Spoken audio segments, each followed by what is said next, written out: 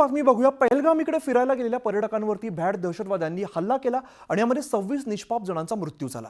या घटनेनंतर भारत आणि पाकिस्तानमधील तणाव कमालीचा वाढलेला आहे। थेट युद्धजन्य परिस्थिती निर्माण झाली आणि गेल्या महिन्याभरात काय काय नेमकं घडलंय ते आपण पाहूया। ऑपरेशन सिंदूरची जी टाइमलाईन आहे ती 22/4/2025 मध्ये पहलगाममध्ये दहशतवाद्यांचा हल्ला झाला। दहशतवाद्यांच्या हल्ल्यामध्ये 26 पर्यटकांचा मृत्यू झालेला आहे।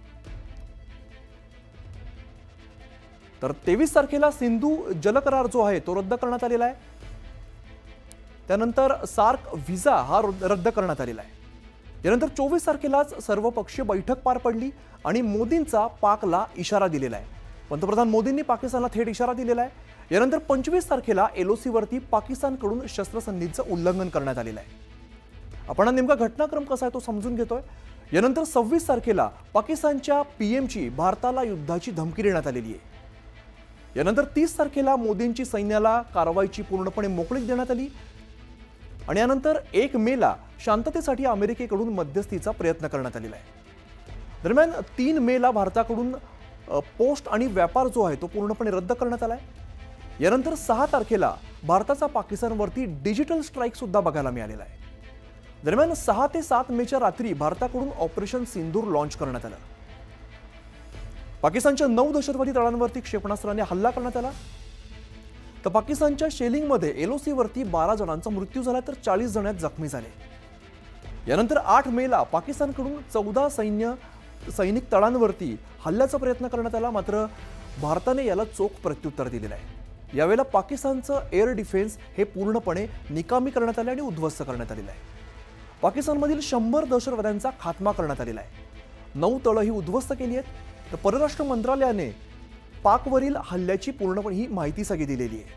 लष्कर, हिजबुल आणि जैशच्या दहशतवाद्यांना यमसदनी धाडलेला आहे आणि मोदींची उच्चस्तरीय सुरक्षा आढावा बैठक सुद्धा मोदींनी घेतलेली आहे। यानंतर 9 आणि 10 मे रोजी पाकिस्तानने ड्रोन हल्ले केलेले आहेत आणि हे जे सगळे ड्रोन हल्ले पाकिस्तानने केले ते भारताने पूर्णपणे परतवून लावलेले आहेत। यानंतर आपण बघूया 10 मेला नेमकं काय झालंय। 10 मेला ट्रम्प यांच्याकडून एक्स वरती शस्त्रसंधीची घोषणा करण्यात आली। डोनाल्ड ट्रम्प यांनी एक्स वरती पोस्ट केली आणि शस्त्रसंधीची घोषणा त्यांनी परस्पर करून टाकली।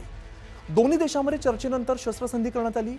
यानंतर भारताकडून घोषणा करण्यात आलेली आहे। तर पाकिस्तानकडून शस्त्रसंधीला दुजोरा सुद्धा दिलेला होता आणि त्याच रात्री या शस्त्रसंधीचं पाकिस्तानने पुन्हा एकदा उल्लंघन केलं। यानंतर 12 मेला दोन्ही देशातील DGMO यांची चर्चा झाली। या बुलेटिनमध्ये आपण बातम्यांचा वेगवान आढावा घेणार आहोत। त्यापूर्वी एक मोठी बातमी समोर येते। उपमुख्यमंत्री एकनाथ शिंदे कसपटे कुटुंबियांच्या भेटीसाठी पोहोचलेले आहेत आणि शिंदेंकडून कसपटे कुटुंबियांचं सांत्वन केलं जात आहे। पिंपरीमध्ये कसपटेंच्या घरी जाऊन शिंदेंनी कुटुंबियांची भेट घेतलेली आहे। आपण दृश्यांमध्ये बघतो एकनाथ शिंदे कसपटे कुटुंबियांच्या भेटीला दाखल झालेले आहेत। शिंदेंकडून कसपटे कुटुंबियांचं सांत्वन केलं जात आहे। दृश्यांमध्ये आपण बघतो नीलम गोरे सुद्धा आपल्याला बघायला मिळत आहेत।